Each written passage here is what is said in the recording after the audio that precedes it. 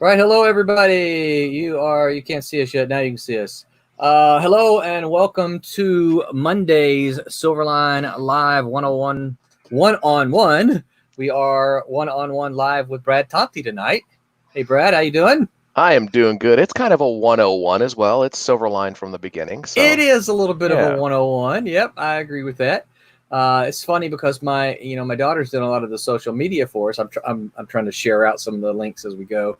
And she said she did the 101 one time, and I said, hey, it's not 101. She said, I didn't even notice. She said that was autocorrect. I said, it's 1 on 1. And she said, no, Dad, I got that, but it was an autocorrect thing. So yeah, I'm just trying to share some of these out. But yeah, it is kind of a 101, isn't it?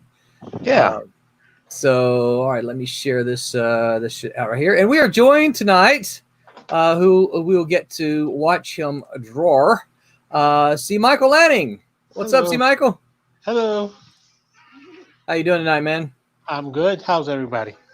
Doing all right, sir. Doing all right. And you got to be careful if you ask Brad, he'll break into songs, particularly Beatles songs, right? Hey, there you go. Yeah, so let me get this. Why can I not get this link here? I need to share this out on. I had a couple of people on Twitter tell me one time, it's like, look, you got to share it out on Twitter so that we know you go live too. And I'm like, yeah, okay. So I got to make sure that I'm sharing it on Twitter as well.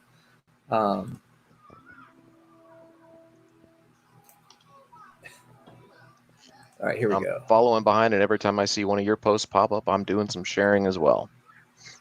All right, here we go. So I don't know, Brad Thomte via YouTube. I don't need the via. Right? Join us and ask some hard questions. All right. So share it out on Twitter. So maybe we'll get some folks coming in and asking you some hard questions because we need them to ask you hard questions. I encourage difficult questions. Not too hard. It's late. Welcome to one-on-one with Brad Thomte. Oh, looks like Tommy's already joining us there. Tommy Florimonte. Hey, Tommy, what's up? So, see, Michael, tell us what you're going to be drawing on tonight.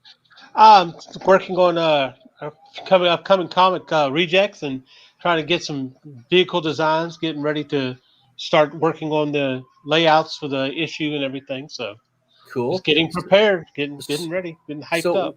Why is it important that you do vehicle designs before you dive into the comic? Because that way I can just go ahead and go to that as a reference to see when I put it on paper and how to move it on the camera when you're looking at your panels and things. Cool. So kind of like the stand-ups that you would use for the characters, huh? Right. Absolutely. Very cool. Very cool. We're excited. So you're going to be do the vehicles have names or anything? Right now, I'm working on Snap-on Man's vehicle. Snap-on Man's vehicle. Yeah. Okay. Which, if I remember correctly, looks a little bit like a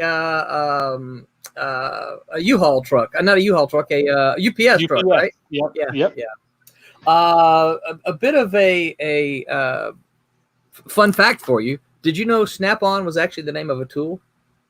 Yeah, actually. You did? Of course, you're from Louisiana. Of course you know that. Yeah. Yeah, it's true. And there's a fun story behind Snap-on that I'll tell about some other story. But tonight is all about Brad. So, see, Michael, I'm going to put you into the studio and bring your art up so that we can watch you as you design tonight. Okay. And thank you for doing it. Oh, no problem. Yeah, definitely appreciate it, man. Oh, no problem. Okay, so Brad, I think I told you before we went live. Let's you and I just kind of we're sitting down. We're at a convention, right? We're having a cup of coffee, and we're just talking about stuff. That's kind of the way I like to look at these one-on-ones. The Sunday streams and the Wednesday streams. There's a gaggle of us, and so that kind of gets noisy sometimes. In a good way, not in a bad way. But these one-on-ones allow us to focus directly on you. So it's all about you tonight, man. Oh, well, I appreciate it. It's been a while since I've talked about myself, so we'll see if we can keep it up. Well, Brad, you've already got someone here. Konnichiwa from Baltimore, Maryland. I'm a former classmate of Brad's, and that is Shane Hall. Get out, Shane. Good to see you, buddy. What is going on? So, Shane, you need to ask some hard questions since you're a former classmate. You could even spill some juicy tidbits. He has some too. It's all about Brad. So, Brad, if you see me looking up here, I'm not ignoring you or even see Michael. I'm looking up here, trying to see what kind of comments we have. Right on. See if I need to ask you a question. So, so we're just going to start at the very beginning. What are some of your first memories of comic books? That is, for everyone who knows me knows I'm a monster Batman fan. Batman was not the first comic book I ever grew attached to. Really? I was an original Team X-Men fan inside and out in my ute. Wow. Myself and the neighborhood kids running around the backyard playing X-Men. Wow. And I was always Iceman. It's that simple. Really? Bobby Drake, gotta love him. Wow, very cool. Yeah, I always liked Iceman. Very cool. So do you remember what your first X-Men comic was? Do you remember what the first one that you saw was? Don't remember which specific issue it was. I do. God, I want to say it was pre-Claremont. I mean, it was that far back. So was it pre New X-Men? Yes. Okay, so so possibly we're talking Phoenix in her green outfit or Jean Grey in her green outfit. Okay, wow. Yeah, way back. It does go way back. Yeah, because I think the new X-Men, all new X-Men was 94, right?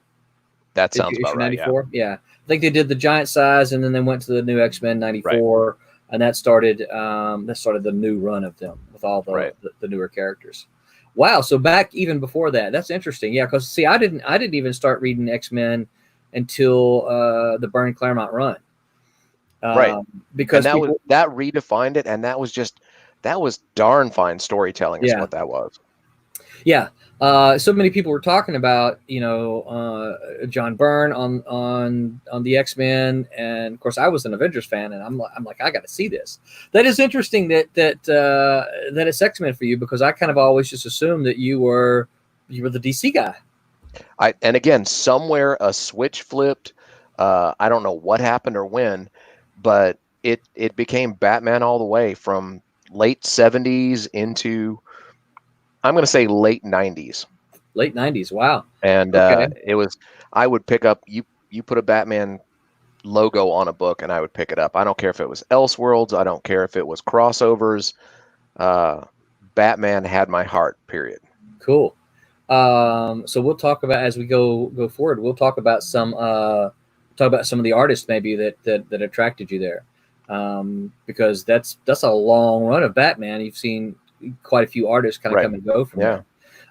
So this is the stuff. This is where you were reading. Did you start collecting then at the same time? Would you call yourself a collector? I guess I was not. I wouldn't call myself a collector. I never really was. If there was something that grabbed my fancy, heck yeah, I was picking up a copy. And it didn't hurt that. I want to say 86 to 89, I worked in a comic book store. Okay. Yeah. Fantastic Worlds in Fort Worth. And it was actually owned at the time by Bob Wayne before he moved on to, vice presidentship over at DC. Wow. And that man was, all about comics. It was pretty cool. Wow. So you had to have been, what, did you say 86 to 89? Mm-hmm. You had you were in high school at this point in time, right? I graduated. Shane and I graduated in 85. Okay. And then 86, 89, and then 89 is when I joined the service. Okay. I don't know if I've told you before, but we'll say this for everyone who I know is saying this right now. Thank you for your service. Shane Hall says, can't remember much. I'm old. And he says, you're welcome, Brad. Aren't we all, buddy? Aren't we all? And Jackson Rennick says to ask you about your raccoons. Oh, yeah. I moved up here to Minnesota. I'm sure we'll get there eventually, but We didn't have any critters in Vegas when I lived there, and I got out here, and now I have critters galore, and I have bites and scratches galore. Okay. Oh, so he's talking about the new ones that I've seen then. Oh, absolutely. Okay, I'm thinking when Jackson was asking us, I'm thinking, okay, there has to be some story of you and raccoons from the 80s and 90s or something. But no, he's referring to things like that. Okay. That Yeah. I just can't stay away. They are wild animals, right? Well, I got my rabies shot in October. I'm okay. All right. Good deal. Phil Leon says, "Hey there, peeps. Hey, Phil. Hey. Welcome to One-on-One with Brad. If you got any questions, Phil, ask them away. Brad wants the hard questions. He wants them hard, so bring them on to we're going to stump him tonight. All right, so I know. All right, so you never were a collector. You went into a comic shop to work. Why? The environment, the role-playing game environment and the comic environment, somehow those were my people. I just knew that those were the ones that you could hang around, you could be yourself, you could enjoy all sorts of different. This was before, it was geek chic to like comics and like games. And so when you found folks who liked what you liked, you stuck around them. Yeah. And it's usually in dark alleys and hidden rooms. Right. Yeah. Yep. Yeah. I remember those comic shops. Now, so when did you start work for John Christian? That was after actually I started while I was still in the military. Okay. I was stationed up in Wichita Falls, Texas. So did you meet him through one of his stores? I met him through Weldon Adams. Oh, of course, Weldon, yeah. Yeah, Weldon basically knew everybody who was anybody in Texas comics back then. Yes. And matter of fact, I met him through Fantastic Worlds in Fort Worth. He was one of my first managers there. Okay. And he and I have become just lifelong friends. And even to this day, I still make new connections through Weldon. Wow. Okay. So my question then, since we're kind of already at this, well, let's go back. Let's go back before we get there. At what point in time did you decide you wanted to be, all right, so you're in the comic shop, but at what point in time did you decide I want to be involved with comics at a greater level? It did not happen until I joined the Air Force in '89 as a graphics illustrator. And that was actually my second career choice. My first career choice was supposed to be Russian linguist. Really? You love that? Wow. Spasibo. I could not get my top secret clearance because I, back then, conversationally sleep talked. Oh, no. They don't want people with top secret clearances talking in their sleep. Yeah, I can see why. So they came to me in basic training, threw open the book, and said, "What do you want to do with your life?" I said, "I could draw pictures." And they said, "All right, we got a tech school starting in 2 weeks. Funny enough, you graduate from basic training in 2 weeks." No way. So they shipped me off to Colorado, and I started learning how to do, and it wasn't, fine art. I'm not a fine artist by any stretch of the imagination, but technical art, presentation artwork, that type of thing. And while I was in the military, Weldon was in touch with some of his buddies who were making comics and said, "Hey, I bet you could letter for them." Yeah. And so my love of comics with my friendship with Weldon ended up putting me into, I just said, "Yeah, I'll give it a try." Yeah. Base newspaper ran an article on me and my comics and my lettering. And matter of fact, I know I showed you some of these when we were off camera. This is it right here. This is the one we worked on, Tech City. Okay. With Tim Zarnicki and Mark Phelps and Chris Gronland, Ogre, from Mockingbird Press. Now, is that your first published work? That is my first published work. And that's also how I got connected to John Christian. Okay. Weldon was working for him by then. And they invited the Tech City crew to come down to those stores and do a signing. John was super supportive of all the indie creators and said, "Yeah, come on down. Let's get you out there." Huh. So this would have been what, 90 or early 90s?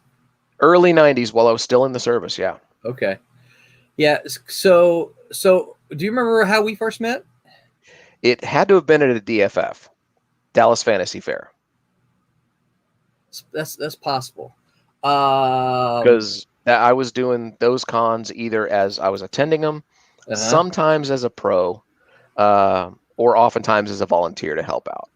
Yeah. So my first, see if this rings any bells to you. My first memory of you that I can like put a finger on is when I did with Stephen Butler and Thomas Flormonti. We did a little tour of John Christian's stores. Right. And you were at one of them, I know, and we went out to eat that evening and had a fantastic evening. Chatting for several hours, I think. I want to say that you were in uniform at the time. Maybe so, because I often volunteered for John to come down and help with appearances and that type of stuff, just to give him the extra bodies in there. Yeah. I would drive in from Wichita Falls. I would jump in one of my old hearses, cruise from Wichita Falls down to Killeen, and then help out for the weekend, and then cruise back. Yeah, because we did Lake Charles, because he had a store in Lake Charles, and we did Killeen, and I think he had one other, because they were all on places with bases. And so I think there was one other place, but I can't remember at the time. I think didn't he have one up in Waco? Yes, because there was a Waco store, yeah. Because I remember we drove by the Luby's, which had yes. Well, that Luby's was actually in Killeen. That was the one in Killeen. Oh, okay. Yeah. So I'm not 100% sure if we went to Waco or not. I can't. It's as your friend Shane says, it's been too many years since I can't remember all that stuff. Yep. But yeah, I do remember that, and I know that because Weldon worked with John Christian as well, who I still say, to this day, some of the very best comic shops I've ever seen in my life. Love the fact that he was a strong independent supporter and was not shy about that, Right. We need, and I know of course this was in the, early 90s we're talking. I know there are more that do that today, but back then that was kind of a rarity, the Batman, buttered their bread, and many of them weren't real anxious to get away from that, they didn't want to risk the cash flow on books that were, for lack of a better term, unproven. Right, a risk. And he was willing to help them prove it. Yep. And that was, in a big indie push in the early 90s. So everyone that crossed his counter was a big help to that creator. Yeah. Yeah, well, I absolutely think so. Your pal Shane does have a question for you. He says, I've got a Batman question for you. Andrew Vox, one of my favorite novelists, did a novel titled Batman, the Ultimate Evil, which has since been adapted into a graphic novel. Are you familiar with it? I have seen it. It came out after, unfortunately, I started reading it. But I started reading the novel a while back, and the man can write. It's kind of interesting. Andrew Vox is one of those kind of unsung writers you just don't hear many people talk about. I'm a big Andrew Vox fan. Right. I can't. I'm blanking on the titles now, but I've got probably 8 or 9 of his hardcover novels. Big fan of his. So people tell me that hey, as writers, if you could emulate someone, who would you emulate? And I'm like, yeah, I kind of. That's probably, if I could emulate a writer, I would like to emulate that guy, because his stories move, they're quick. Shane says it's kind of an outside the box take on Batman. I'll have to take a look at it then. Yeah. Yeah. Because I'm always interested. Batman kind of got boring. And so anytime there's an outside of the box or an interesting take on the character, I'm definitely interested in looking at it. Well, I think that's why I enjoyed all the Elseworlds so much. It's like Gotham by Gaslight and all. Yeah, I remember that one. That was a good one. Well, you didn't go there. I am. You said Batman got boring, and I have a tendency to say most Marvel and DC got boring in recent years. they got safe, in my opinion, for a while. Yeah. So. That's a whole nother. Well, so all right. So how did you get from X-Men then to Batman? What's the thing? What's the Batman thing that brought you over? Oh, really? Yeah, I honestly think, and I'm gonna admit something here. I think it was an affectation of a preteen / teen who said, "Oh, your initials are BAT. You should like Batman." And I honestly think that's what happened. And I think it's like, oh, well, this will be cool. You're never cool in high school. We weren't cool. Don't think we were. But I honestly think it was an affectation that I adapted. And it just, I internalized it so much that it's like, oh, yeah, I'm a Batman fan. Always have been. That's funny. Yeah. That's funny. Yeah. Well, what are some of your earliest memories of the Batman stories? Oh gosh. Anything? Does it go back before? Does it go back before, say, Dark Knight Returns? I don't remember them specifically. Okay. Dark Knight Returns. That came out while I was working at Fantastic Worlds in Fort Worth, and I think it was 87. Yeah, right when I was at F Worlds, and that was just. It's like, again, new. It truly new, truly interesting take on the character, and it redefined him for me. Yeah, I'm doing a really quick Google here. 1986. There you go. 1986. So that Tommy Flormonti says BAT sounds good to me. Right, exactly. Yeah. Matter of fact, I don't know how close we can get up on it. My wife. Hold on. Give me a second and we can get there. There you go. My wife had this made. Hold on. Here we go. Right there. That is that's my wedding band. Nice. Yeah. That's very cool. So she unfortunately, facilitates my delusions, and that I'm okay with that. Yeah. You need someone to do that, right? Yep. That's what makes for a good wife. I'm telling you. Yeah. So now how long have you been married? 24 years. Wow, that's a long time, Brad. I know. Yeah, it is. Wait a minute, she listening? She could be. She could be upstairs watching. So. Yeah. I got you beat by a couple of years. We've been married 30 now. Well, I had the false start of 6 years. Yeah, so we won't talk about that. Right. So to answer your question, yeah. I don't remember how you and I met. All I know is we've always known each other. Yeah. It's just one of those. It's Roland. Yeah. Yeah. He's always there. So. Yeah, it definitely feels that way.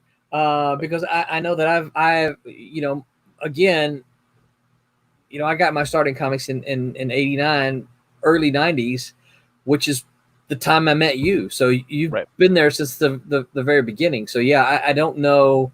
I don't know exactly when it was, but it had to be in that kind of circle of John Christian, DFF, Weldon Adams, and that whole circle of things. I would love to get back to the Dallas Fantasy Fair. I know it's not the same people. I know it's not the same organization, but Dallas was always such a good show to me. The people there were always, who are you? You got a comic book? I never heard of you. I never heard of your comic book. Let me check it out. Right. It wasn't everyone was very receptive. Yes. No. And it wasn't like, oh, you didn't do Spider-Man? Okay, I'm not interested. Right. Which happens in a lot of places.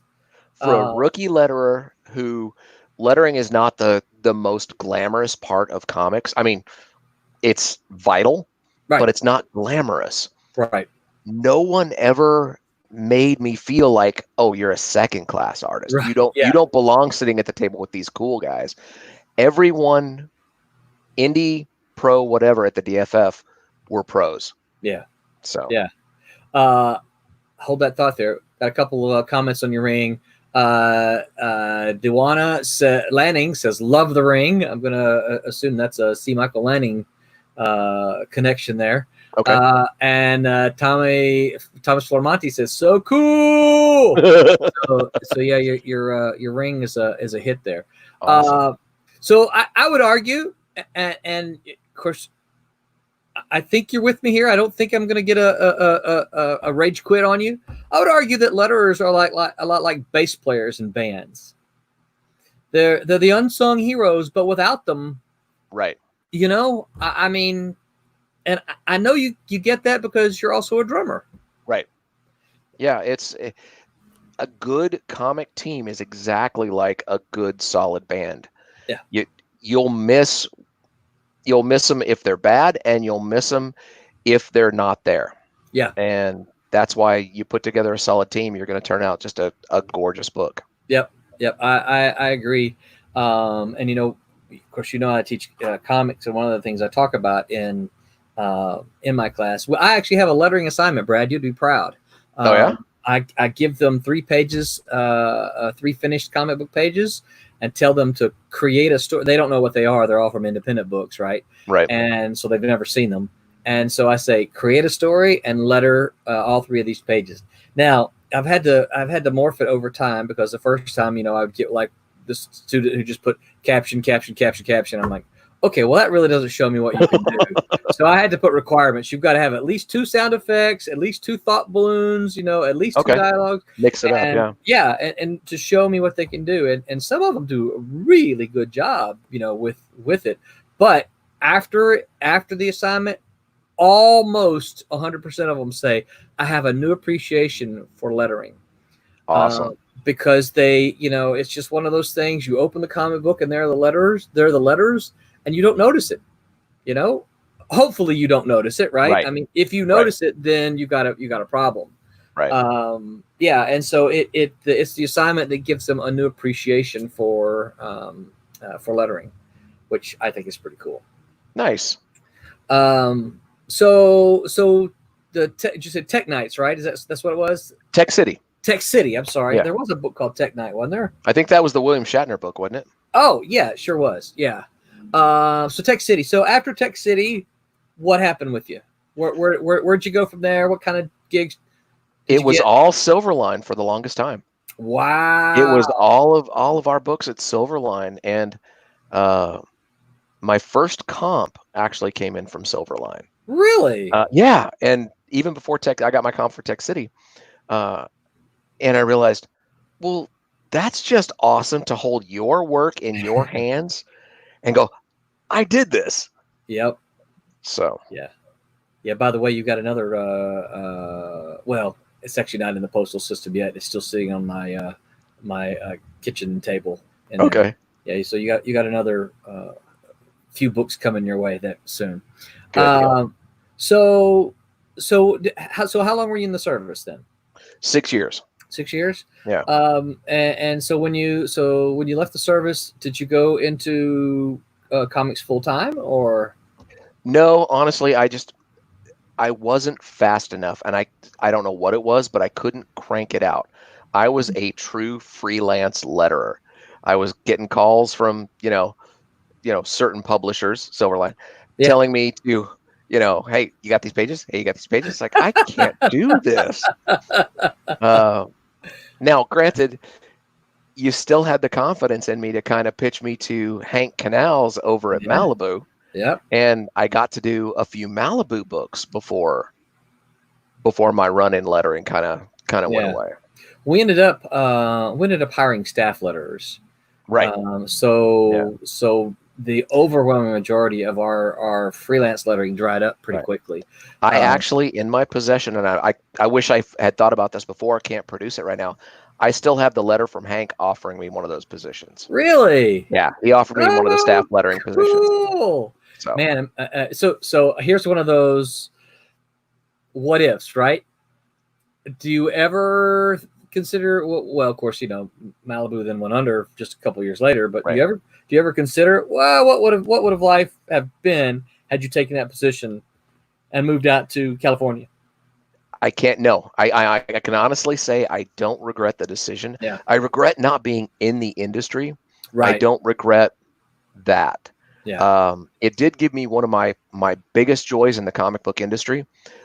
The day I got a paycheck with Spider-Man on it. Yeah. It's like, I've made it. I've made it. There's Spider-Man on my paycheck right there. Look at that.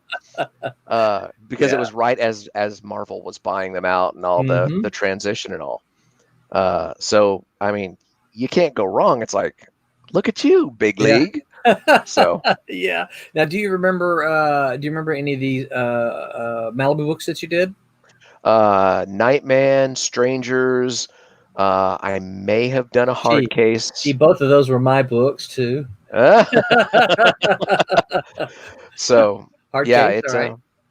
It was. I've got those comps around here somewhere as well. Very cool. Now, and did you keep lettering then throughout all that? I did some more indie stuff. I actually ended up working with. This was much later than that. A buddy of mine named Bill Williams out of Austin, Texas. I know who Bill is. Was publishing Lone Star Press. Okay. My other buddy Bill Willingham Mm-hmm. was writing a series for him called Pantheon. And Bill said, "Well, you're going to letter it." I went, "I'm going to what?" And he said, "No, you're lettering Pantheon." It was a 12-issue run. And then because of that, Bill Williams also said, "All right, I also need you on several of my other books, so you're going to letter those as well." Wow. So I did quite a bit of stuff for Lone Star Press. And then about 7 years ago, this is my last lettering gig. It was my first computer gig too. I lettered a Mouse Guard story that Bill. Wow. Bill wrote and inked, penciled, inked, and I lettered and colored. Really? Yeah, it's like a 6-page Mouse Guard in Legends of the Guard Volume 2. I did not realize that you did that. Available at your local comic book store. Wow, I think I've got that. Yeah. I mean, yeah. This is our story here. Wow. And I lettered and colored that guy. I'll be dog. So, and that was my last foray into lettering for a while. Whoops. I always never know which one to click. Sure. So I go click, click, click. Yeah, because I remember just a couple of years ago, I reached out to you again. Maybe not even a couple of years ago, I reached out to you again, let you know that I was going to give it with thanks to digital printing.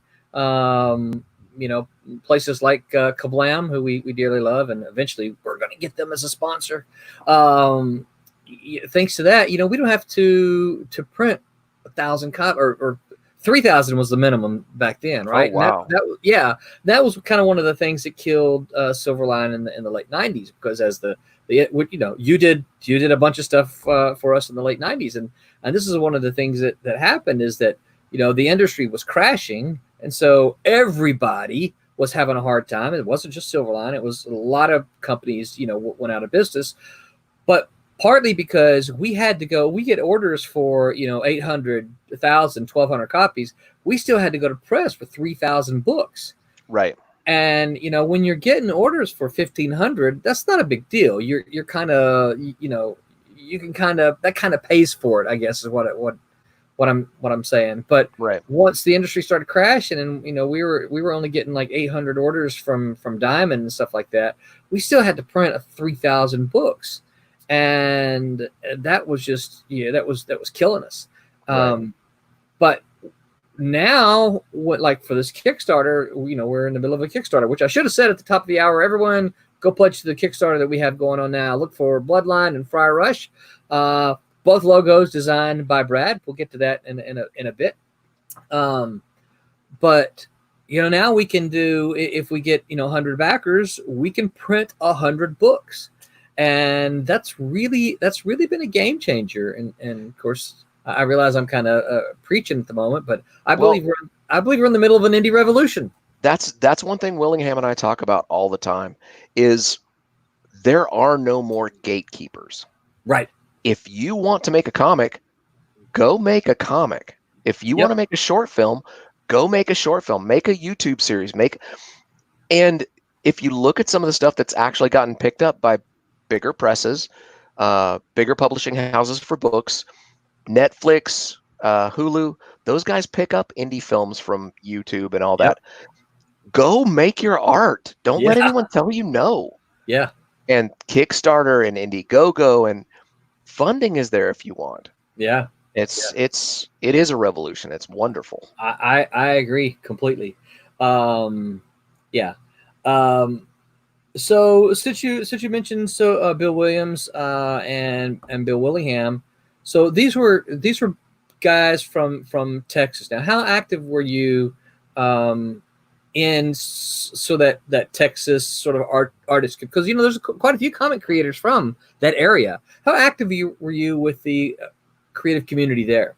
Austin was a hotbed for that, and I was super fortunate to live in Austin at the time that Willingham and Williams is still down there, that they were down there, and my friendship with those guys got me through the door to meet just tons of those great creators.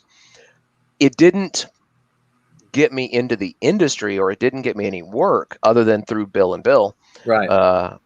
But it just got me some great exposure to wonderful people and some wonderful books out there too.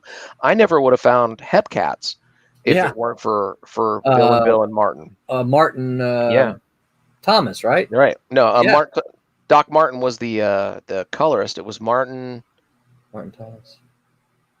Martin Thomas was the colorist, wasn't he? Doc Martin. Martin Thomas was a colorist. Hepcats. Boy, I remember that. God, it's the indies are all a blur now, unfortunately. Yeah. Yeah. But. So for those paying attention, Bill Willingham is obviously probably I would say his marquee title today would be, today looking back probably would be Fables that he did. Absolutely. For DC for so long. But I still, whenever I think of Bill Willingham, I still think of Elementals, and there's a huge following for that online. Yep. If folks don't know, Bill and I, we've got a YouTube channel, #1 Happy Time Science Camp. If you do a search on YouTube for that, and we've got a series called Drawing Me Out, and it's amazing how many Elementals fans and Ironwood fans and all of his old stuff that have come out of the woodwork. I forgot about Ironwood. Yeah. Right. Yeah, that was one of the sidelines of the 80s indie revolution was all the Fantagraphics stuff. Yep. I remember seeing some of those. I was never a collector of those, but I remember going, "Whoa, what?" I like the air quotes, collector. Yeah. But now I did become a reader collector of the Elementals. I was a fan of all the stuff that he did with that. Shoot, I had a question that it slipped my mind here. What was I going to say? It was about the stuff you're talking about. The Austin scene, was it part of that? Yeah, I guess so. Well, I actually think I met Willingham through you, and I think I met Willingham at a DFF, and we chatted and spent some time together. Not a lot, but I think I met Willingham through you, and I always wonder. There's always something. Did you ever do any of the stuff with Willingham? Any lettering? Not prior to the Lone Star Press stuff. Okay. In the late 90s, yeah. All right. So digital lettering. So why did you because you're a traditional letterer. You paper, pen on paper, ruler, Ames lettering guide, the whole works. Right. What did the digital revolution affect you at all? If so, how? And why didn't you go with it? At the time, when I was in the military, they taught me Corel Draw, basically a vector-based program. So I was learning the basics of what's used for computer lettering. When I got out, I had a copy of Corel, and I was using it for object drawing. I never put two and two together. And honestly, back then, there weren't tons of good hand-drawn fonts available for those programs. And if they were available, they were so outrageously expensive. It just precluded me from doing it. Right. So honestly, it was a technology gap for me, and a cost gap. I could, go and buy a bottle of India ink and clean out my rapidograph pens for free. But I couldn't afford several $100s for a license for Corel, which they didn't do licenses back then. You actually bought one, and then 3 years later, a new upgrade, and then a new upgrade at several $100s per upgrade. Wow. Oh, it was ridiculous. And I was Corel all the way. And so when Illustrator finally came out and Adobe started taking over the market, no, it's Corel. Rah, rah, rah. And exactly. Now I have a Creative Cloud subscription, and I have my desktop is full of Adobe icons. And Corel, what was that? I don't remember. So it was cost prohibitive and just kind of a technology gap for me to learn. Yeah. So do you ever consider it now, or is that you're like that's in the past? The mouse guard is all computer lettered. Really? Okay. I did that 100% computer lettering. I'm addicted to the Blambot site. Oh yeah. Those guys create some just wicked lettering fonts, display fonts, sound effects. I can't go a week without either buying a Blambot font or those guys offer some of their best stuff available free to indie comic creators. Yeah. Everything that's free to indies, I download. Anything that, I absolutely have to have a good looking, rugged font. Blambot's first place I go. Yeah. So. And I agree with you. And I love the fact that they support indie comics. Right. Here's a good question for you, since we're talking about this kind of stuff. This question comes from Phil Leon. He says, have you ever made a font collection from your hand lettering? No. And the answer is I should. However, I have not put pen to paper in over a decade. Wow. I would almost have to relearn how to hand letter. Wow. I sit and watch people like Todd Klein make their gorgeous hand lettering fonts into computer fonts, and I go, all right, I'll buy the license for that. There's too many good letterers out there who've put that work in. Yeah. And doggone it if I'm not going to reward them with my hard-earned dollars and say, here you go, thanks for the font. Because it is what it is. Those guys are, Todd Klein actually, in the early days of my lettering, I'm going to kind of backtrack a bit. Okay. Willingham knew him. So he said, tell you what, let me get you Todd Klein's number. What do you mean his number? Yeah, I called Todd Klein in the early 90s. Wow. And he says, yeah, send me your stuff. So I packed it all up, made copies, postal mail, actual photocopies of the 11 by 17, shipped them off. He marked on them. He hand wrote a response letter in Todd Klein hand lettering, mailed it all back to me, and was just such a wonderfully great mentor. Yeah. To say, here's how I would correct things. Here's the spacing issues. Here's the balloon issues. And to this day, I look at him and go, how are you such a nice guy and such a gloriously talented artist? Yeah. And now, he's got his lettering fonts and he cranks out how many books, a month? A bunch. Yeah. So, yeah, I'd much rather say you did that hard work. I'll license the font and do it that way. Yeah. There's a lot of different letters that you wonder, well, are they ever going to put their letters into a font collection? Yeah. And so it's always one of the questions. I don't know how hard it is to do, but that is always one of the questions. Well, why don't you do that? You can go ahead and make the Brad Thomte font, right? Sure. You letter the entire alphabet 3 times, so you have different variations of it. You scan it, you tweak it, you vectorize it, you save it out.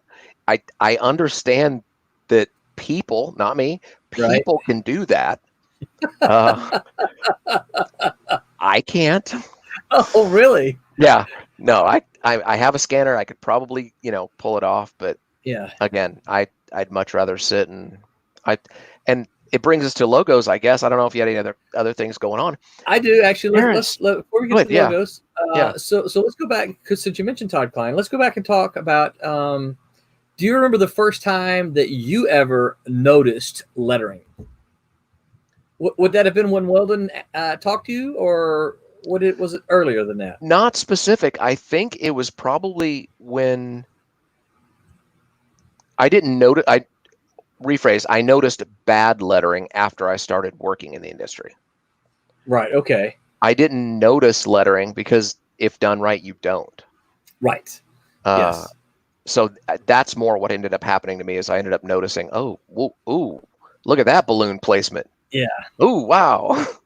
So, but no, I don't remember when I first go, oh, that is just gorgeous stuff. Yeah. So what about some of your inspirations? And who would you say are your lettering inspirations, lettering icons?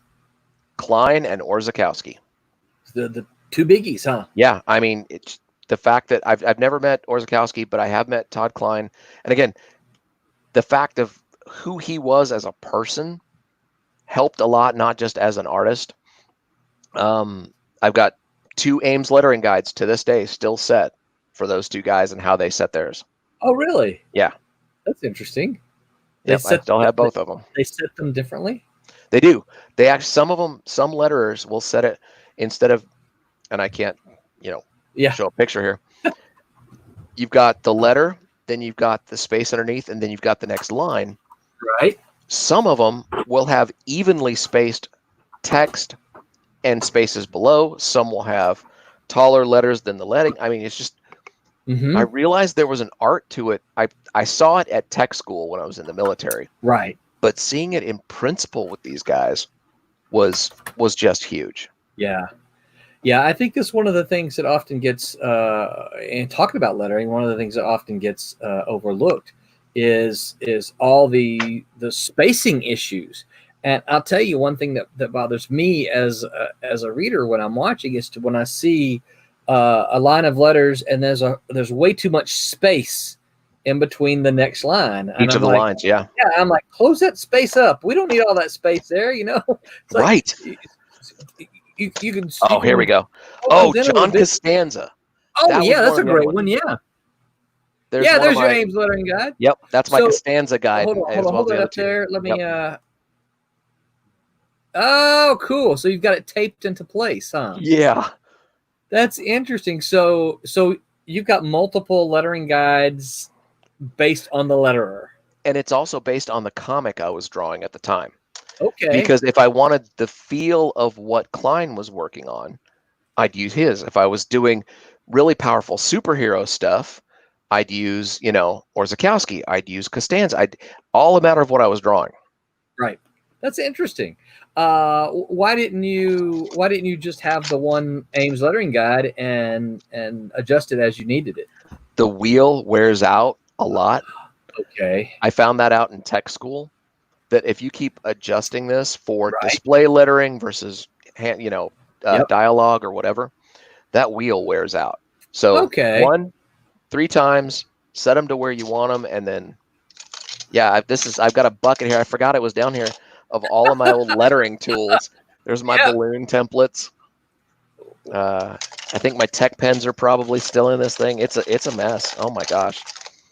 So see what my lead pointer. We can hear the rattling around there. Oh, cool. Actual fountain pen that I used. Wow. Yep. So yeah, it was an experiment. And that was the beauty of working with you guys, is because you let me experiment. Yeah. I look at all the old Silverline stuff and I go, there are 4 distinct phases of my lettering. Interesting. And I can see it. I look at it and go, oh, that was the early stuff. Yeah, let's not look at that. Yeah. Yeah. Of course, I have to kind of go by the year. Right. You know, kind of look at what it is. Tommy says, "I've got one of those someplace." Yeah. I wonder if Tommy does his book hand letters. I have to go back and look. I don't remember if he uses. It's so easy to do it computer generated anymore. Yeah. And it's clean, and you can still get a really fun look to it without it feeling too technical. Yeah. Yeah. Weldon Adams said that Brad Thomte is a bad man. Did you just join us, Weldon? We've been talking bad about you for a while. Your ears must have been burning. Must have been burning. That's right. Maybe he can answer the question. Weldon, when did Roland and I meet? Were you part of that?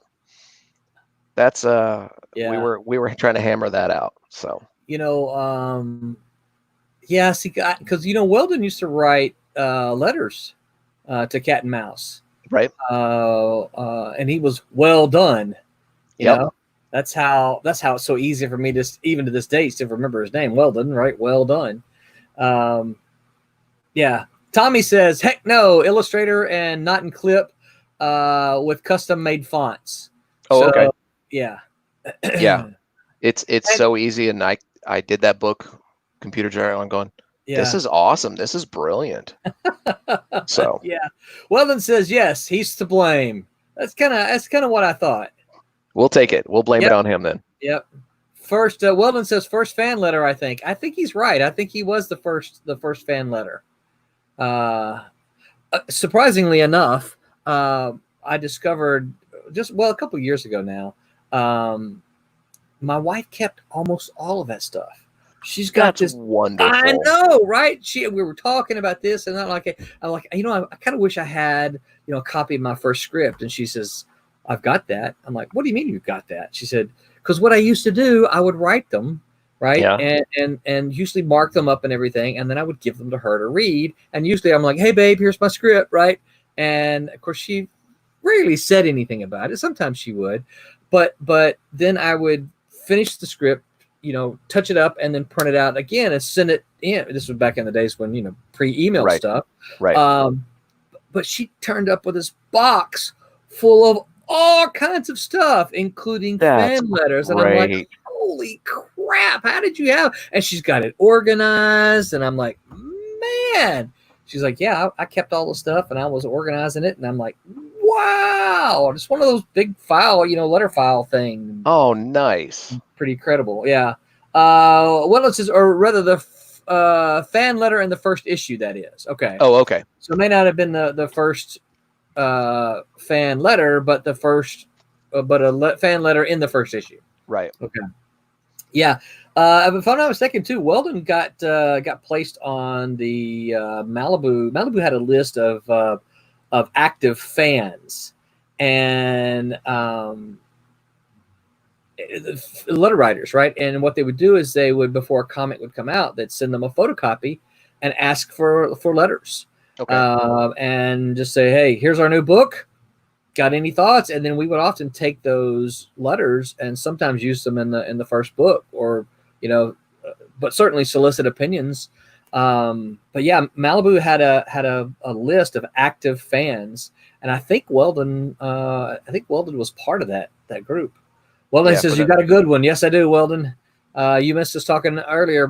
Brad's got the 24 years. I told him I got him beat by just a little bit. I got 30 years. So I'm gonna try to hang on to that one. Nice. Yeah, for those folks who don't know who Weldon Adams is in the audience, this guy was, just super supportive of all indie comics. He loves the industry and will go out of his way to make friends with everyone and then introduce them to everyone. Yes. Yeah, absolutely.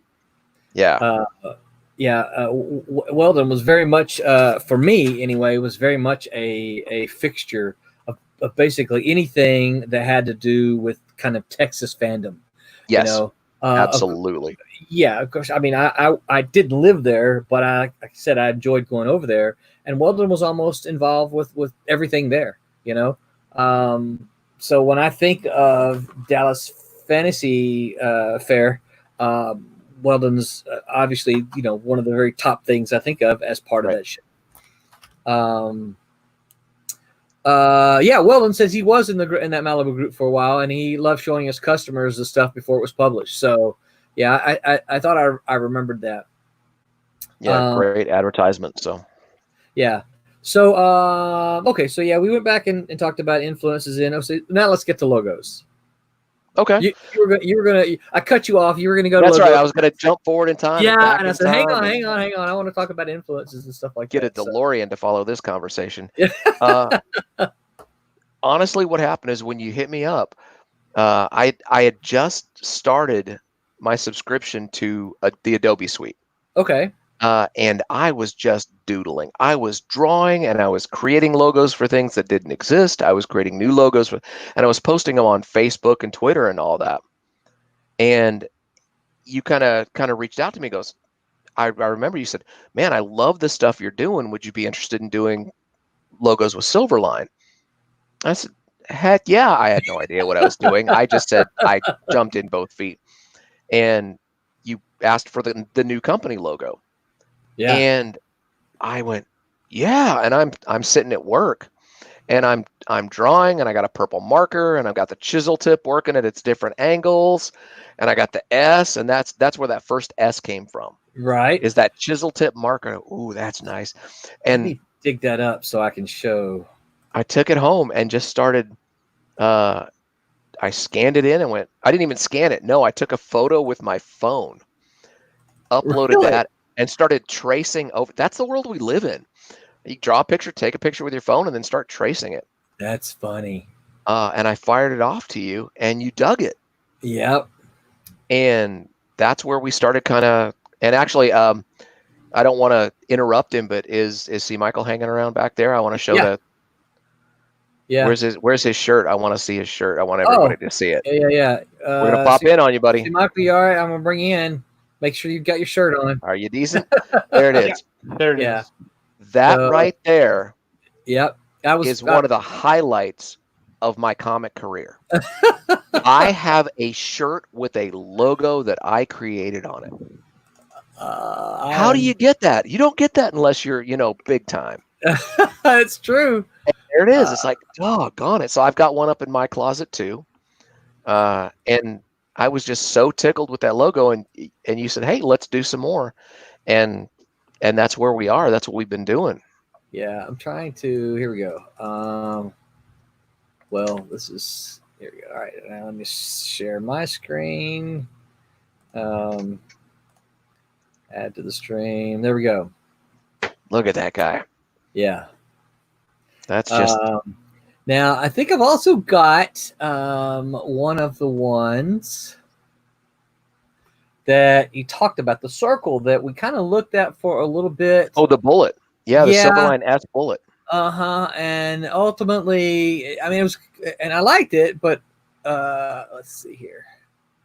No, that's not it here. I think it's called. And that's, and that was something that, unlike no, that's not unlike it. lettering, when you send off a lettering job, the letterer does it, sends it back to you, and that's what you get. You'll get spelling corrections, that type of stuff. This was my first foray into the comic book creative process. It's like, no, I kind of want you to do this. No, I kind of want you. And we were able to back and forth. Yeah. And I had never done that in my creative process before. That's interesting. And so it was kind of fun. Yeah. It's like, no, go a little more this direction or this. And I've just not had it. Well, oh, here we go. Here's the bullet.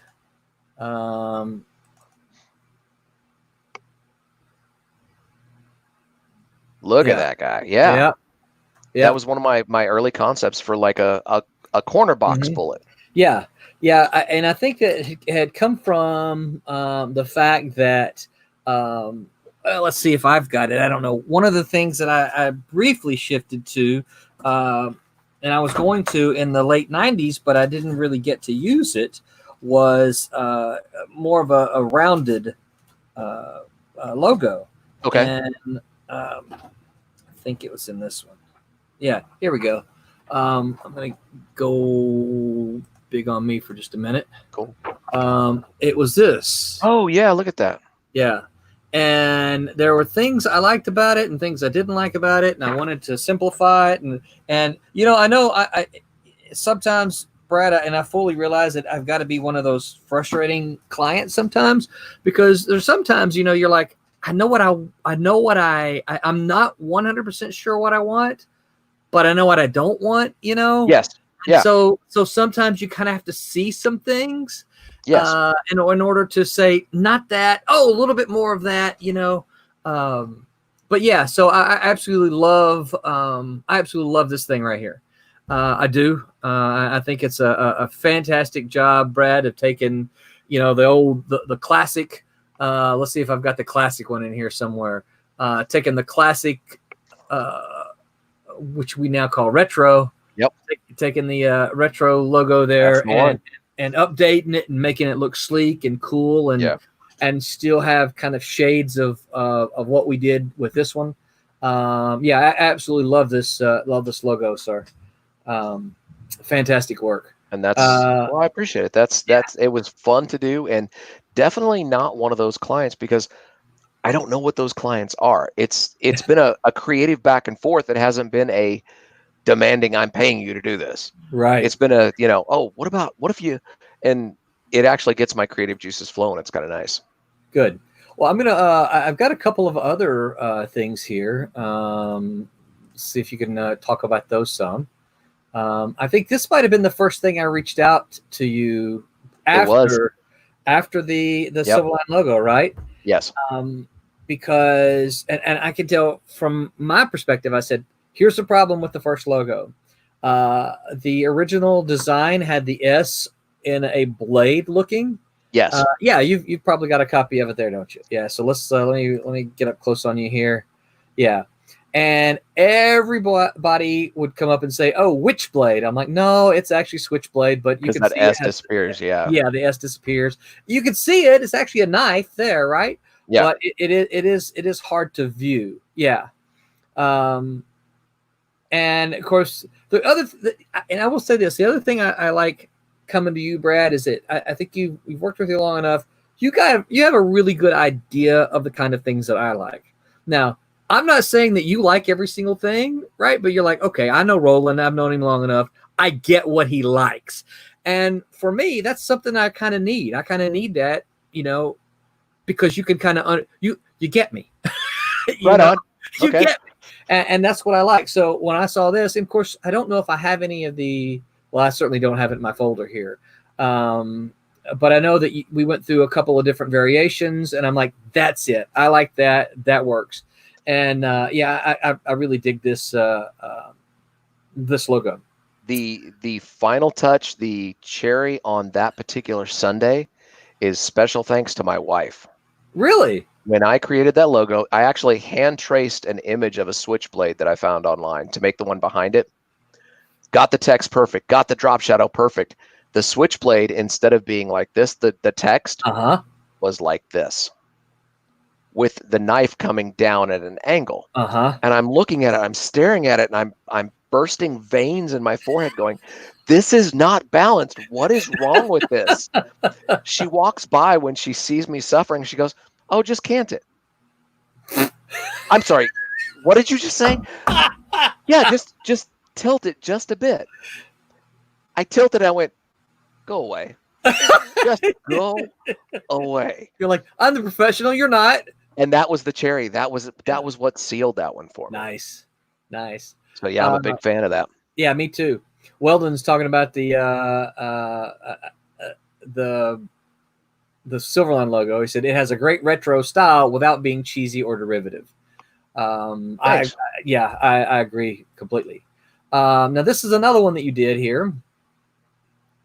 Kalis, which is one of our newer titles. Right. Yep. And there was a little bit of a process through this one, but I don't remember because this one I channeled through the creators. Correct. And said, hey, here's some logos. I need some feedback.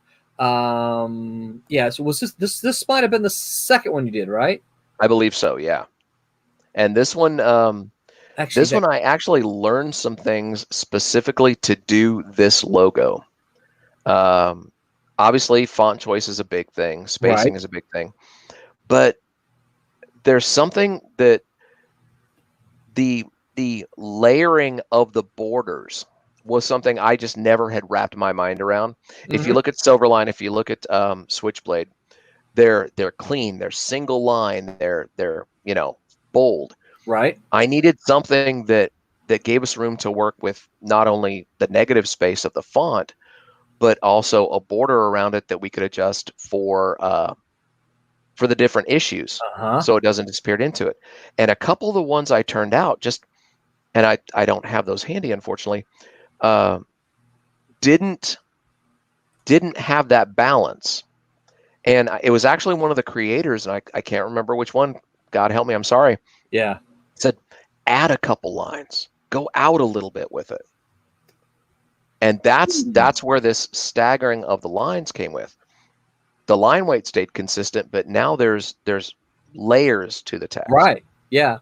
And well, and one of the things I like about what we're able to do with the way you give the files to me is that I can go in and easily manipulate that sort of, I don't know what color that is, that really light blue there. Right. I can go in, and if I need it to be a red or a yellow, I can easily do that. Make it pop from whatever background it's on. Yeah. Yep.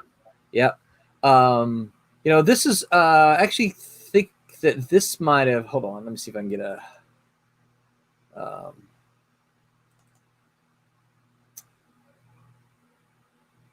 there we go. Now this one, it's the book that we're kickstarting right now, but this is not a new logo, right? Yeah, it's a brand new one. That one I created for the book. Yeah. Yeah, because I also created a kind of a drippy one. I was looking. Yeah. And it just wasn't. It didn't work for you, and we wanted something a little more aggressive. Yeah. I like this quite a bit, and it looks really good on the book. I was thinking that this one had been around. I mean, I knew you did it, but I was thinking it'd been. But you know what? Now I remember that. Yep. Yeah.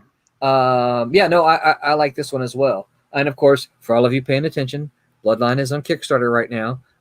It is a dual book with this one right here, Friar Rush. Friar Rush. Yeah. Now this is not the original way we had Friar Rush.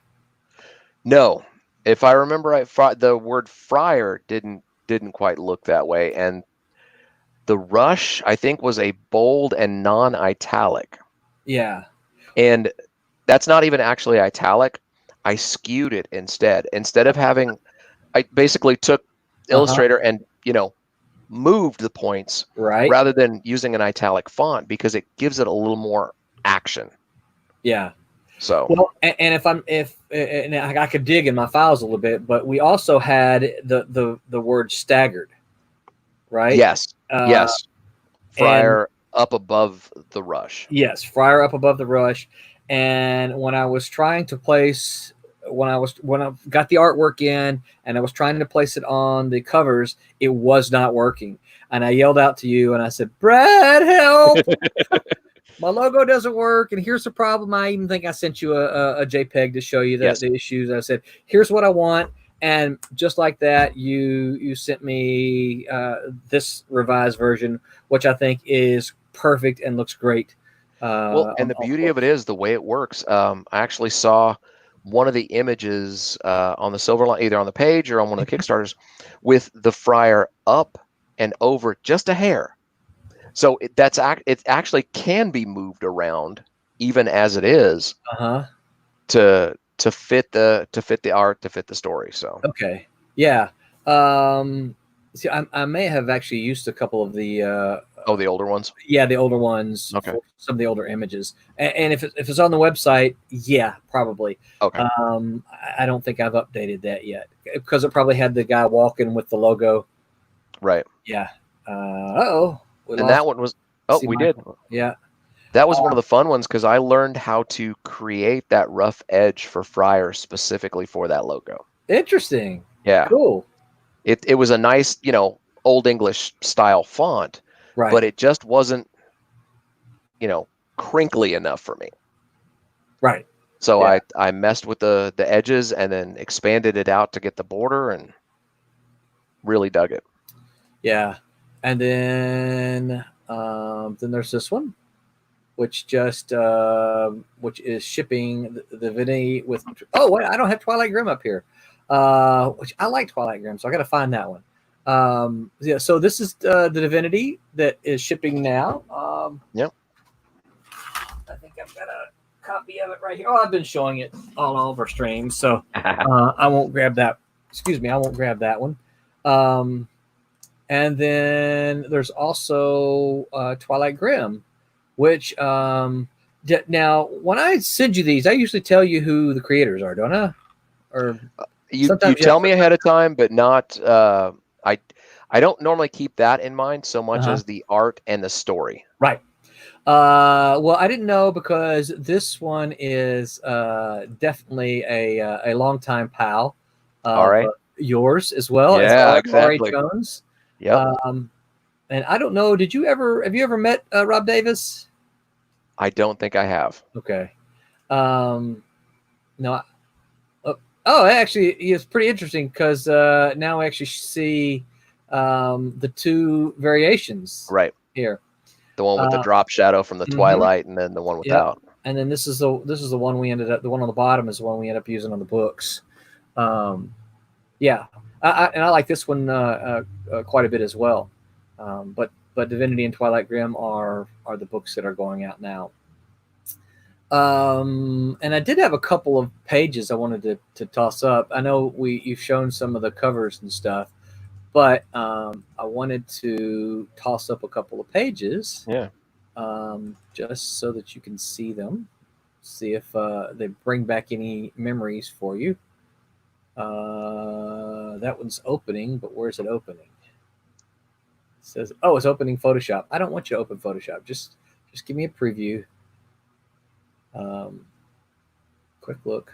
I've got the beach ball of death. Oh no. Oh, you can't see it when I put it over there. Okay, good.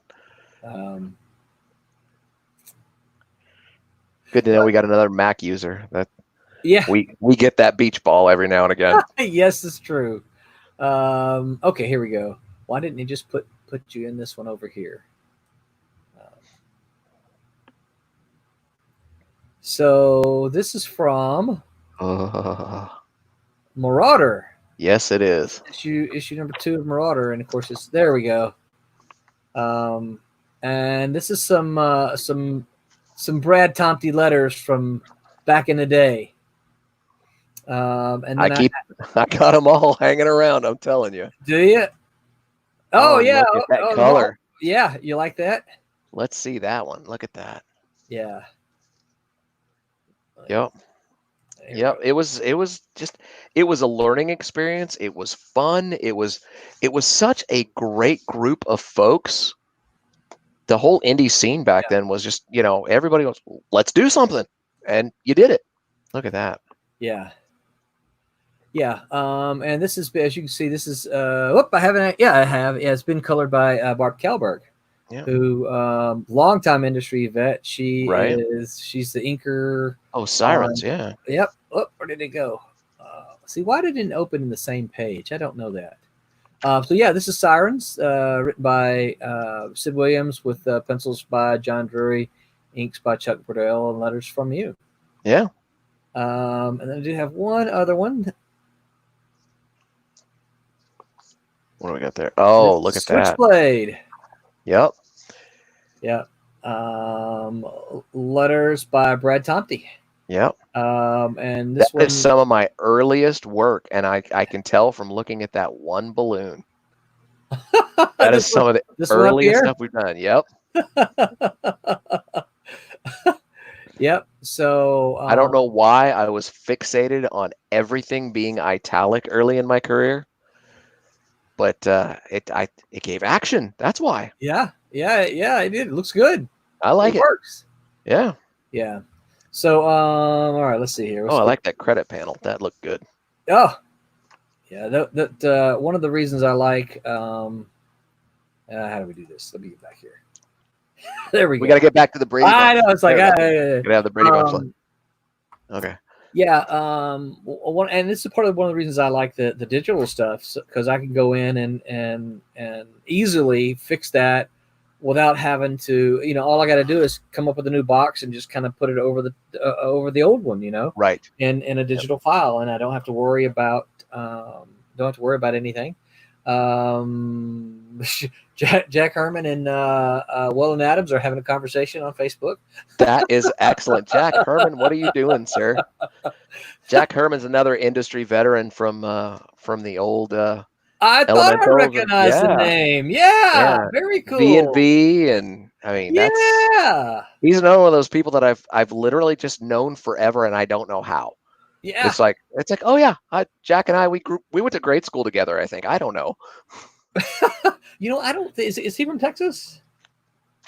I don't think so. Maybe did I know him in Texas? I know the name, absolutely. Now that you list off a bunch of credits, I'm like, that's how I know. But I don't know that I've ever met him. Chris Cole says italics are pretty dynamic. Yep. Well, yeah, I agree. So you've recently made a move, and you are actually doing. You mentioned them a little bit earlier, and we'll put links. Send me the links. We'll put links down in the info boxes. Sure. On Twitch and Facebook and YouTube, which is where we're streaming. So hopefully folks will go. So you're doing two different podcasts, though, right? Two different streams. Just the one right now. Okay. And I heard you call it something else. The name of the channel is #1 Happy Time Science Camp. I don't think I realized that. The actual title of the show is Drawing Me Out with Bill Willingham. Yeah. Okay. Yeah, that's what. That's one. And I've gone and listened to. I don't know if I've listened to all of them. I've listened to a bunch of them. So how did that come about?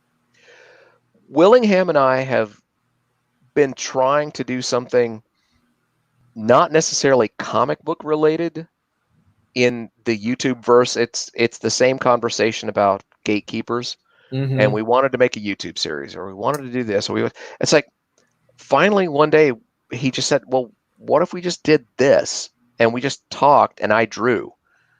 And he does things like that. He just says things, and my creative spark goes off. Yeah. And I said, well, we can do this, and I've got GoPros, and I can do this, and then we can stream it, and we can put it on you. And I went nuts. And I have Adobe Premiere Pro, and I'll edit it. And literally from that, we built a little studio. That drawing table is actually the drawing table in his house. Okay. That he does all of his artwork on. Right. And we set up the lighting, we set up the lavalier mics, and we have a general guideline of what we want to talk about for that episode. Mm-hmm. And it's basically his take on the history of comics or the industry or his experiences in the industry. Just almost like a verbal history, putting it down so other people can go, oh, well, how did this come about? And I am not shy to be on camera and on mic, so I said, all right, let's do it. I mean, I'll compare IMDb pages with anybody. I got one. What do you think of that? And I said, well, let's do it. And we built the studio, and we go in, record 2 episodes at a time, just to make the setup worth it. Right. And because they're pretty short episodes. Yeah, anywhere. Yeah. Well, the early ones were upwards of almost an hour. And then we finally cut them down to 15 to 20 minutes because people were falling asleep and, drooling on their keyboards, and no one likes that. And then you just kind of learn about the industry back then, or TSR, or, whatever. I have a Willingham story that I want you to confirm if you can. But first, I'm gonna we got a couple of comments here. Weldon says, "I told Brent Irwin a long time ago that no one ever leaves the industry. You just end up somewhere else." Yeah, that sounds about right. Yeah, I'd say so. That's pretty interesting, and because there's so many people. And one of the things I try not to stay too much negative about Marvel and DC, even though I'm very much an indie guy. Because I have so many friends that work there, so why would I want to insult, or why would I harshly insult anyway? Right. A place that I still have a bunch of friends. I don't want to do that. Plus, I know some of the younger creators that I work with have aspirations to go on and work for right. And there's nothing wrong with that. I mean, that's where you want to end up with your career. That's perfectly fine. Like you said, the elation you got when you got Spider-Man on your first paycheck. I shared that. Right. Spider-Man was on when Marvel bought us and Spider-Man came on my paycheck. I'm like, I showed my wife. I'm like, look, Spider-Man is on my paycheck. You almost didn't want to cash it since it was your first one. Yeah, back in the day, you got paper paychecks, right? Right. Jack Herman says, I used to live in Austin and have many great memories of it. Love that place. It's back in the Chicago area now. I know Brad from the old Chessex days. I got to say, as a long ago terrible letterer, I'm very impressed with Brad's lettering work. Those logos are sweet. And Jack, I absolutely 100% agree with you. Silverline is very fortunate that to have his logos gracing the overwhelming majority of our books. I'm not going to say all of them, but the overwhelming majority. Still quite a few, yeah. Yep. And even moving forward, Brad already knows that I'm calling on him. The only exception would be, and you already know this, if creative team comes and says, "Hey, I got a logo, and here's our logo." Right. Yeah. But if we got one, Brad knows that he's my go-to guy. So we're very fortunate. Chris Cole says, I'm jealous. See, Michael can still hear us. So he says, Chris Cole says, I'm jealous how amazing that UPS truck is looking. Vehicles are rough. Yeah, it's true. We'll get see Michael to comment on it here in just a couple of minutes. So I want to know if you can confirm a Willingham story that I recollect. And of course, as we have already established once or twice during this conversation, there's been quite a few years have passed.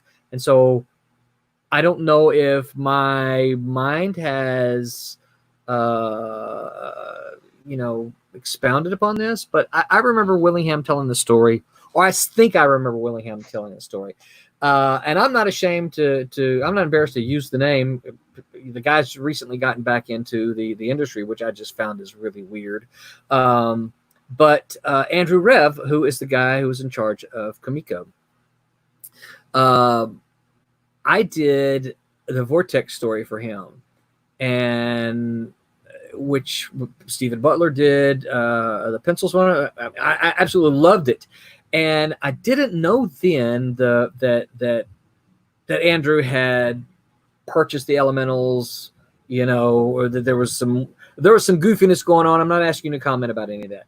But I didn't know the story. I was just excited. Hey, there's this Elemental stuff. I absolutely love Bill Willingham. I love this world he's created. I'm getting the opportunity to do this thing with one of the characters. And Stephen Butler, that sandbox, yeah. Yeah, and Stephen Butler, I know, felt much the same way. I don't know if you remember the story. We were able to bring Vortex down to Mississippi when the Choctaw Indians called on the Great Wind Spirit, right?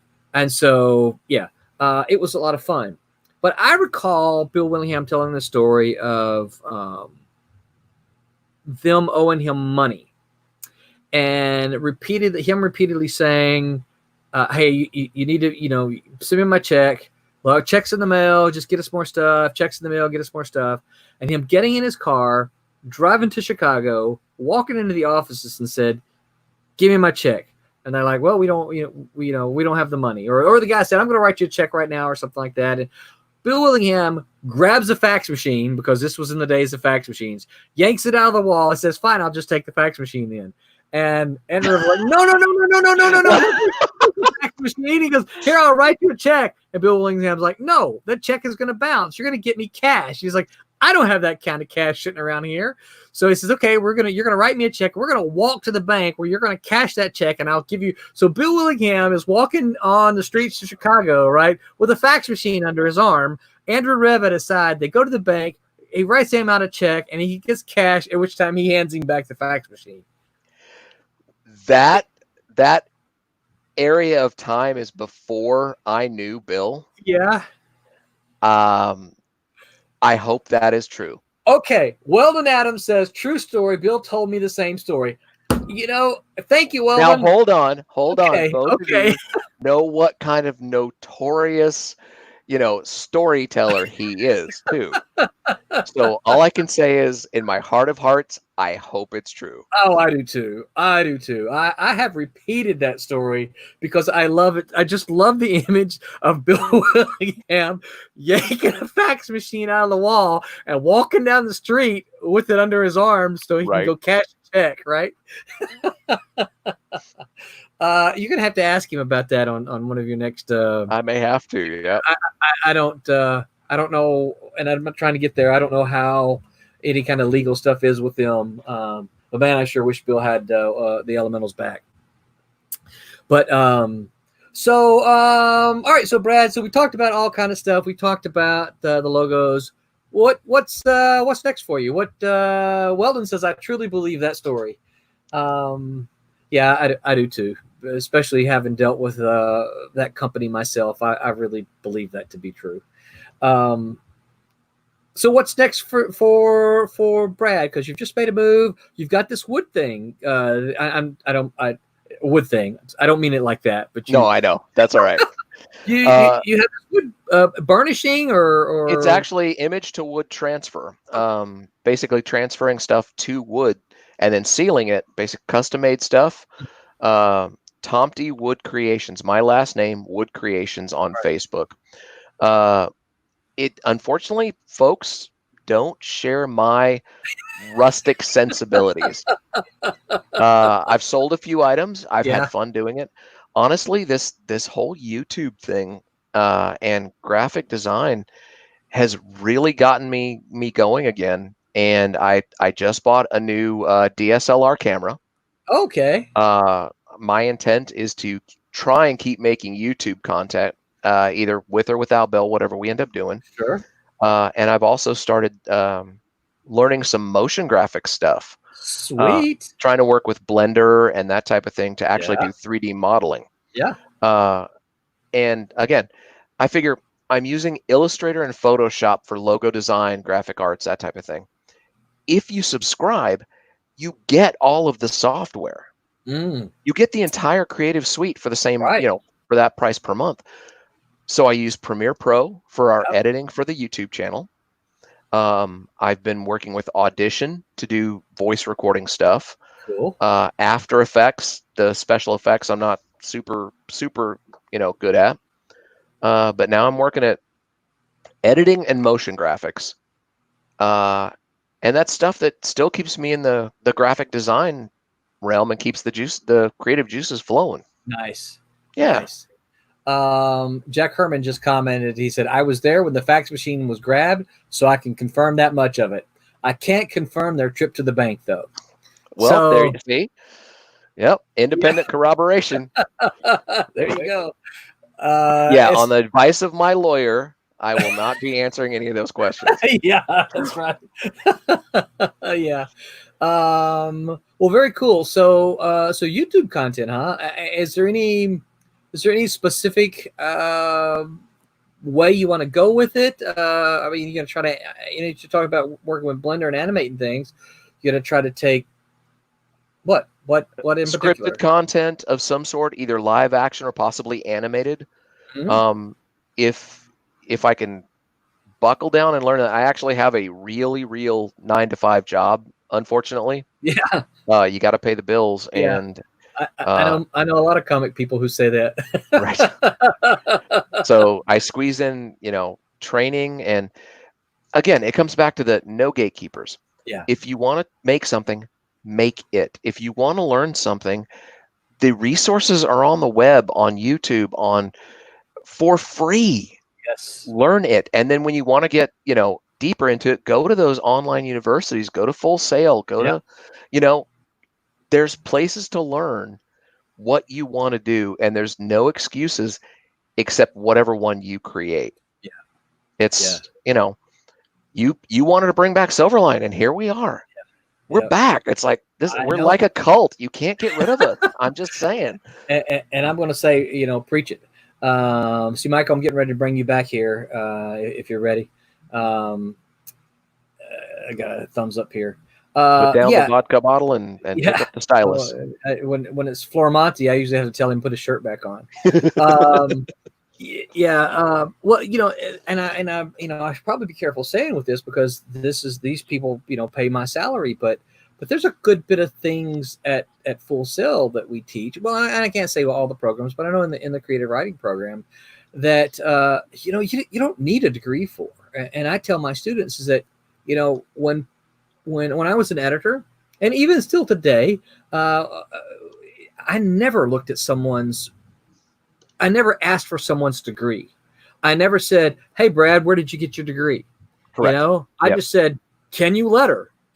And you're like, "Here," right. And I'm like, "Sweet, you can letter." Right? That's all that mattered to me. Right. Same way for artists. Can you draw?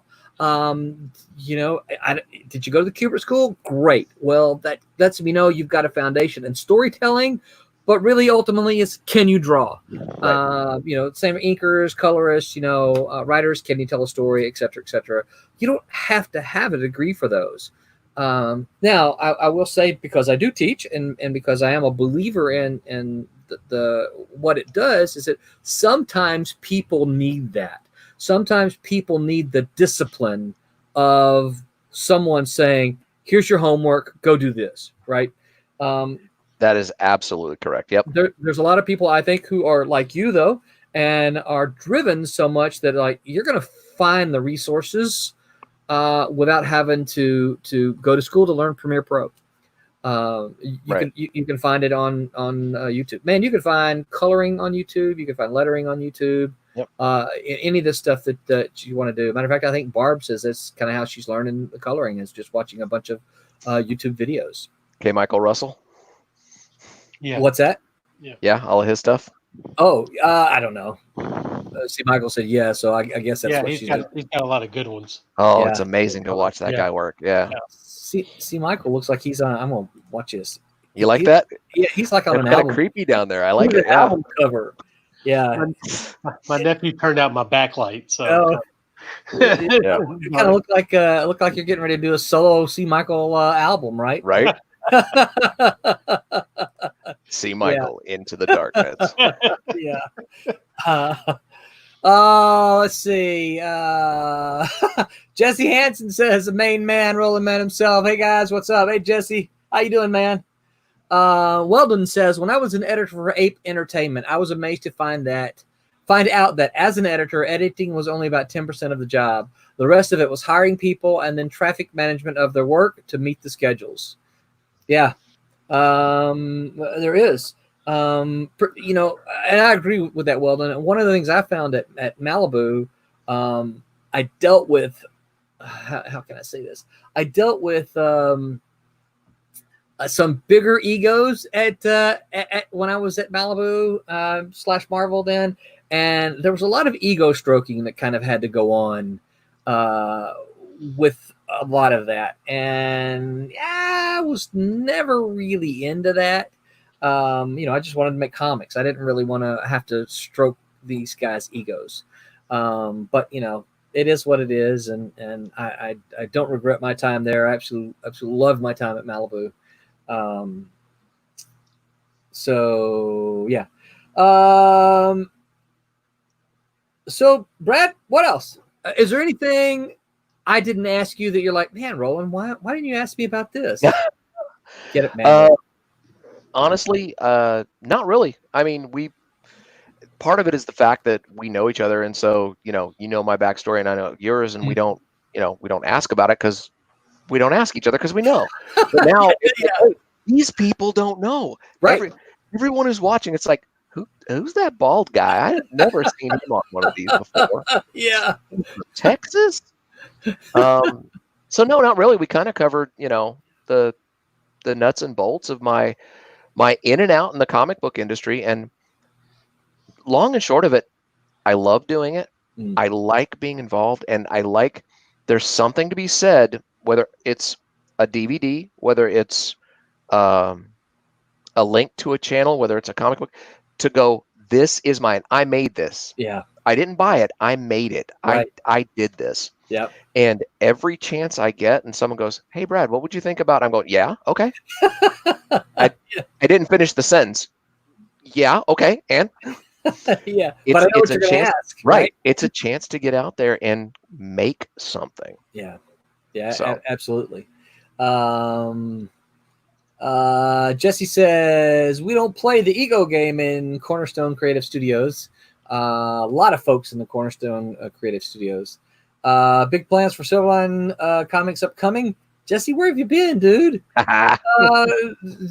Where the heck have you been? Silverline's been making noise for a year now, dude. Yeah, you're gonna have to jump on the interwebs and catch up a little bit, man. I guess we started this our Silverline. We went live, quote unquote. Silverline went live last June, I think, is when our website debuted.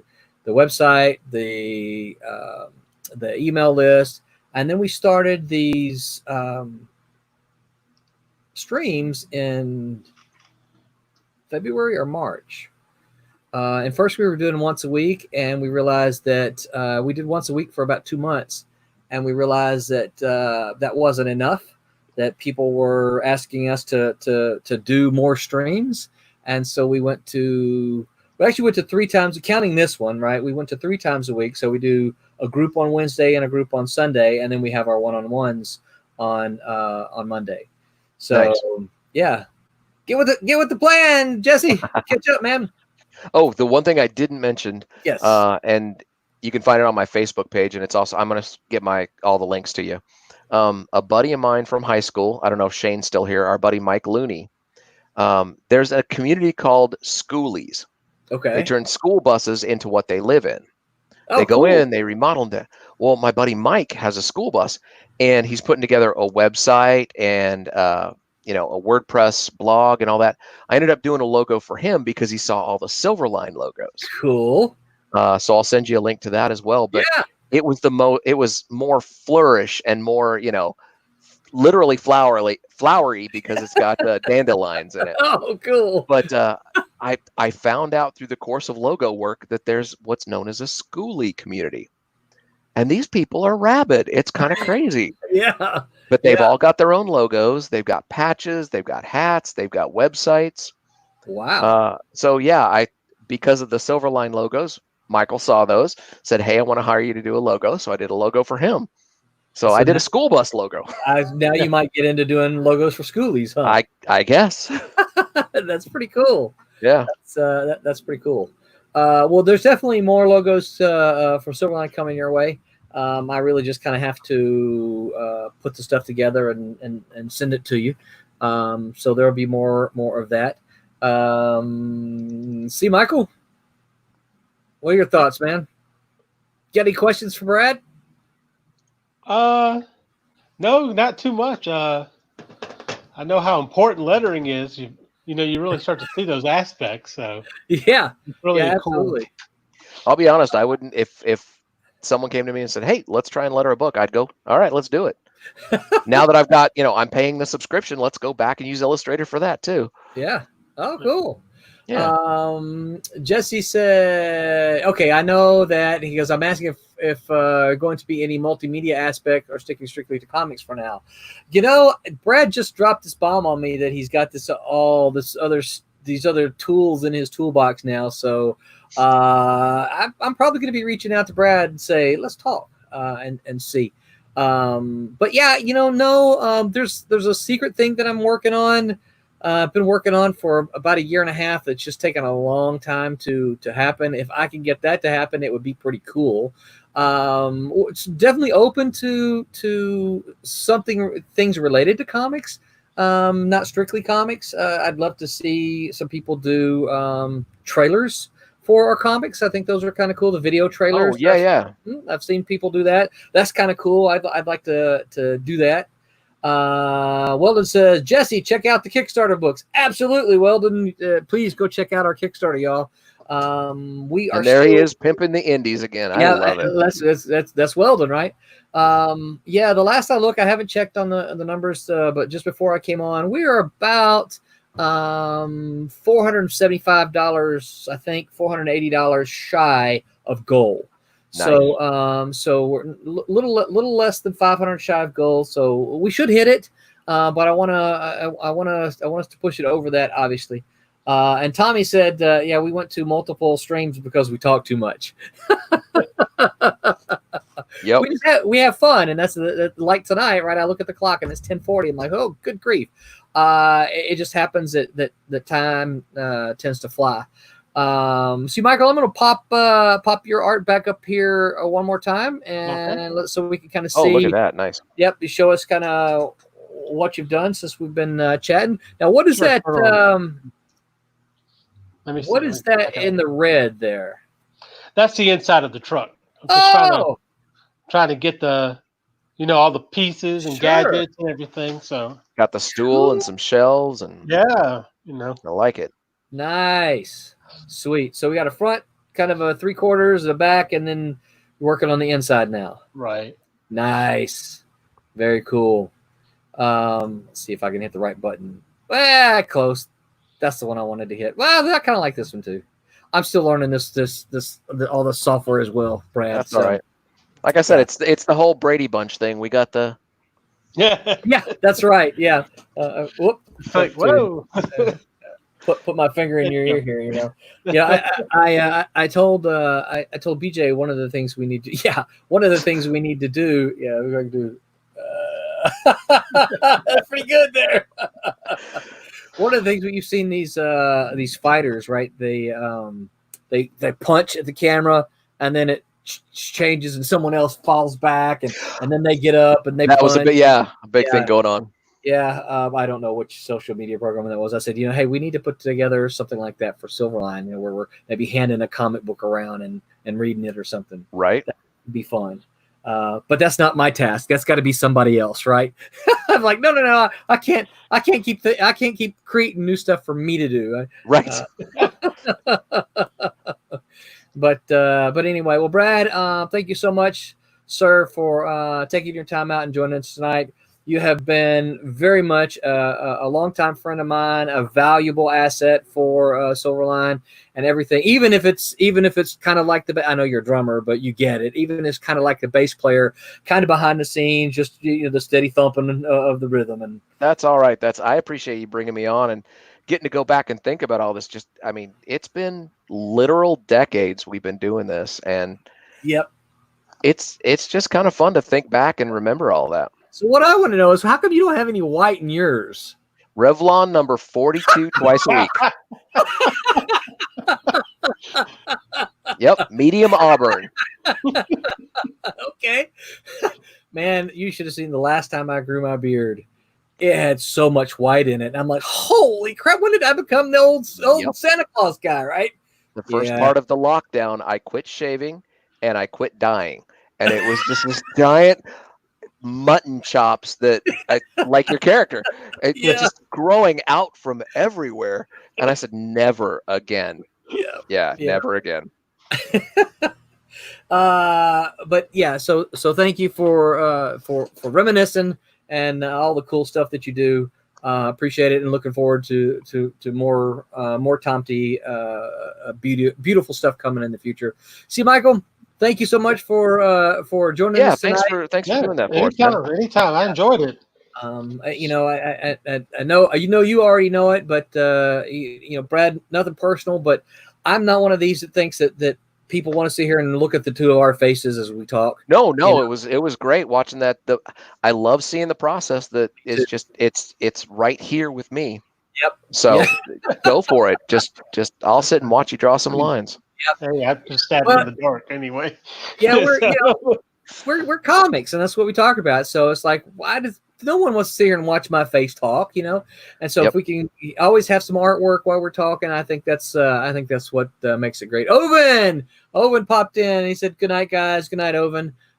Jack Herman says, "Great watching you guys." Floramonte said, "Good job, guys. Thank you, guys, all." So for everyone else, I know these guys already know it. Please like and subscribe and follow on Facebook, on YouTube, on Twitch. I'm going to have all of Brad's links and all of C. Michael's links in all of the give me a few minutes because I got to get out of here and then go back and do it. But I'm going to have all the pertinent links so that you can go check these guys out and see what they're doing. And until, don't forget, on Wednesday, our Wednesday crew is going to be back. I'm not sure what we're going to be talking about Wednesday yet. That's in 2 days, though. But until then, remember to make mine Silverline. Silverline. Yeah. All right.